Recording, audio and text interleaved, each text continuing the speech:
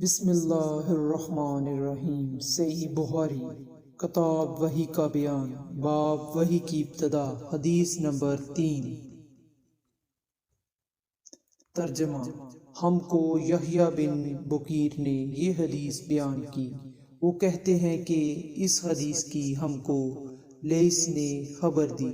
لیث عقیل سے روایت کرتے ہیں، عقیل ابن شہاب سے، وہ عروہ بن زبیر سے، وہ ام المومنین عائشہ رضی اللہ تعالیٰ عنہ سے نقل کرتے ہیں کہ انہوں نے بتلایا کہ نبی کریم صلی اللہ علیہ وآلہ وسلم پر وحی کا ابتدائی دور اچھے سچے پاکیزہ حابوں سے شروع ہوا۔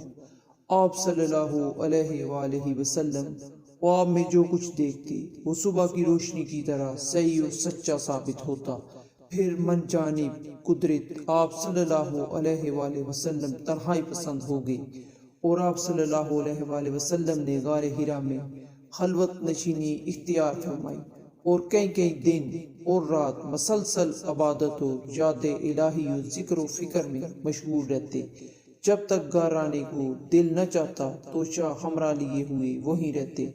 توشہ ختم ہونے پر ہی اہلیہ محترمہ خدیجہ رضی اللہ تعالیٰ عنہ کے پاس تشریف لاتے اور کچھ توشہ ہمراہ لے کر پھر وہاں جا کر خلوت گزین ہو جاتے۔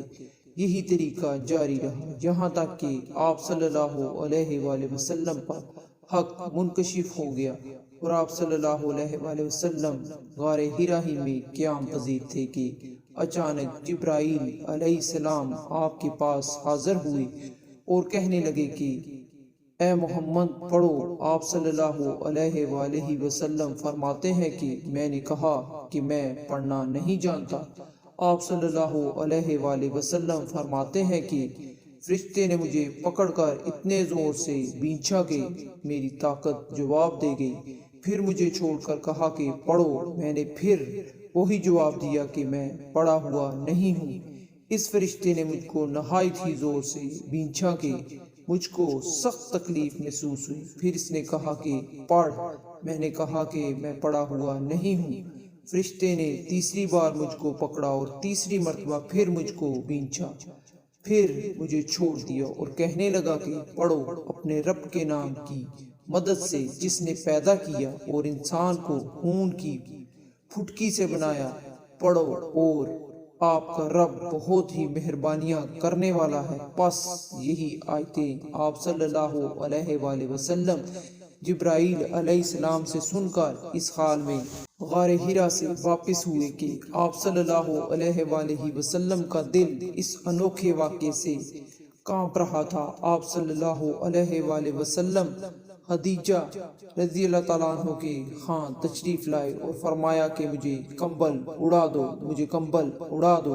لوگوں نے آپ صلی اللہ علیہ وآلہ وسلم کو کمبل اڑا دیا۔ جب آپ صلی اللہ علیہ وآلہ وسلم کا ڈر جاتا رہا تو آپ صلی اللہ علیہ وآلہ وسلم نے اپنی زوجہ محترمہ خدیجہ رضی اللہ تعالیٰ عنہ کو تفصیل کے ساتھ یہ واقعہ سنایا اور فرمانے لگے کہ مجھ کو اب اپنی جان کا خوف ہو گیا ہے۔ آپ صلی اللہ علیہ وآلہ وسلم کی اہلیہ محترمہ خدیجہ رضی اللہ تعالیٰ عنہ نے آپ صلی اللہ علیہ وآلہ وسلم کی ڈارس بندائی اور کہا کہ آپ کا خیال صحیح نہیں ہے، اللہ کی قسم آپ کو اللہ کبھی رسوا نہیں کرے گا، آپ تو اہلاک و فاضلہ کے مالک ہیں، آپ تو کنبہ پرور ہیں، بے کسوں کا بوجھ اپنے سر پر رکھ لیتے ہیں، مفلسوں کے لیے آپ کماتے ہیں، مہمان نوازی میں آپ بے مثال ہیں، اور مشکل وقت میں آپ امر حق کا ساتھ دیتے ہیں۔ ایسے اوصاف حسنہ والا انسان یوں بے وقت ذلت و خواری کی موت نہیں پا سکتا۔ پھر مزید تسلی کے لیے خدیجہ رضی اللہ تعالیٰ عنہا آپ صلی اللہ علیہ وآلہ وسلم کو ورقہ بن نوفل کے پاس لے گئی، جو ان کے چچا زاد بھائی تھے اور زمانہ جاہلیت میں نصرانی مذہب اختیار کر چکے تھے اور عبرانی زبان کے کاتب تھے۔ چنانچہ انجیل کو بھی حسب منشائے خداوندی عبرانی زبان میں لکھا کرتے تھے۔ انجیل سریانی زبان میں نازل ہوئی تھی، پھر اس کا ترجمہ عبرانی زبان میں ہوا۔ ورقہ اسی کو لکھتے تھے۔ وہ بہت بوڑھے ہو گئے تھے، یہاں تک کہ ان کی بینائی بھی رخصت ہو چکی تھی۔ خدیجہ رضی اللہ تعالیٰ عنہ نے ان کے سامنے آپ صلی اللہ علیہ وآلہ وسلم کے حالات بیان کیے اور کہا کہ اے چچا زاد بھائی، اپنے بھتیجے محمد صلی اللہ علیہ وآلہ وسلم کی زبانی ذرا ان کی کیفیت سن لیجئے۔ وہ بولے کہ بھتیجے، آپ نے جو کچھ دیکھا ہے اس کی تفصیل سناؤ۔ چنانچہ آپ صلی اللہ علیہ وآلہ وسلم نے از اول تا آخر پورا واقعہ سنایا، جسے سن کر ورقہ بے اختیار ہو کر بول اٹھے کہ یہ تو وہی ناموس معزز رازدان فرشتہ ہے جسے اللہ نے موسیٰ علیہ السلام پر وحی دے کر بھیجا تھا۔ کاش میں آپ کے اس عہد نبوت کے شروع ہونے پر جوان عمر ہوتا، کاش میں اس وقت تک زندہ رہتا جبکہ آپ کی قوم آپ کو اس شہر سے نکال دے گی۔ رسول اللہ صلی اللہ علیہ وآلہ وسلم نے یہ سن کر تعجب سے پوچھا کہ کیا وہ لوگ مجھ کو نکال دیں گے، حالانکہ میں تو ان میں صادق و امین مقبول ہوں؟ ورقہ بولا ہاں، یہ سب کچھ سچ ہے، مگر جو شخص بھی آپ کی طرح امر حق لے کر آیا، لوگ اس کے دشمن ہی ہو گئے ہیں۔ اگر مجھے آپ کی نبوت کا وہ زمانہ مل جائے تو میں آپ کی پوری مدد کروں گا، مگر ورقہ کچھ دنوں کے بعد انتقال کر گئی۔ پھر کچھ عرصہ تک وحی کی آمد موقوف رہی۔